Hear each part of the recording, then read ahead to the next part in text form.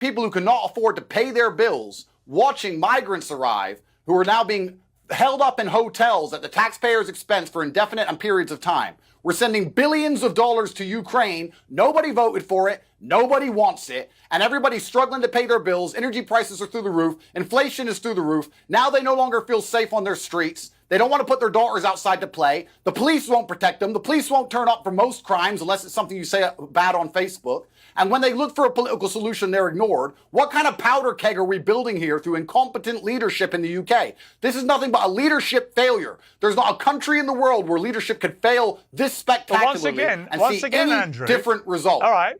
But once again, Andrew, you are spouting nonsense in what you've just said. Not all of it, but some of it is nonsense. You say, for example, nobody voted for the UK to support Ukraine. We've literally just voted Keir Starmer in the United Kingdom with a landslide majority, and he made it crystal clear before that election that he would be contributing billions of our pounds to help the people of Ukraine thwart a Russian dictator. Well, you may laugh, but you just literally said the complete opposite. So we did actually vote for a leader and a party that was completely committed to dedicating billions of pounds of taxpayer money to helping people in Ukraine defeat Vladimir Putin. So that, again, is a complete untruth that you've just espoused.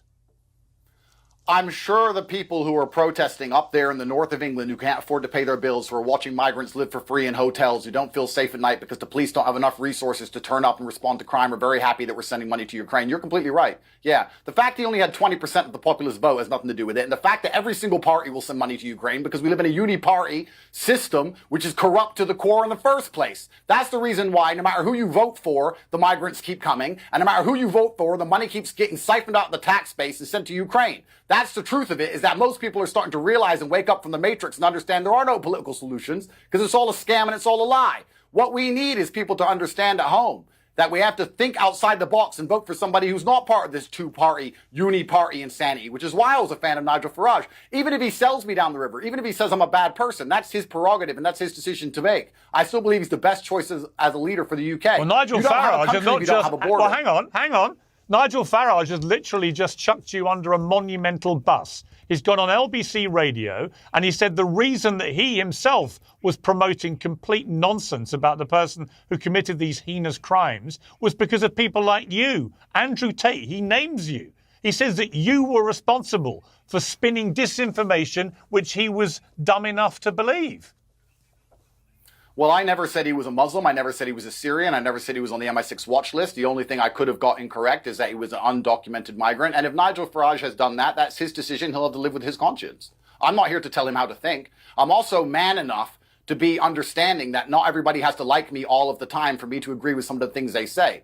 The biggest problem we have in the world today is everybody's so emotional. Everybody's so upset all the time that if somebody says something bad about them, they pretend that person's completely bad.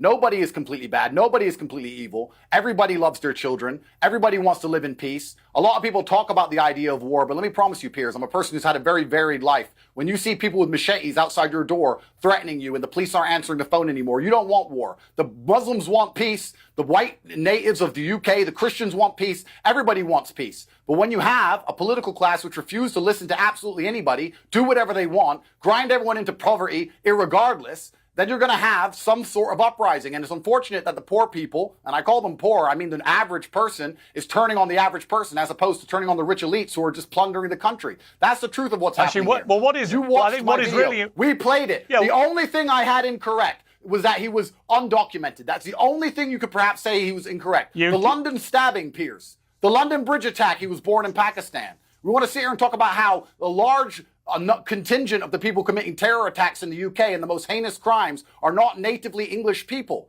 And when we need to sit here and address this without being called racist, without being called far right, I'm a mixed race Muslim and I'm pointing out this very obvious truth.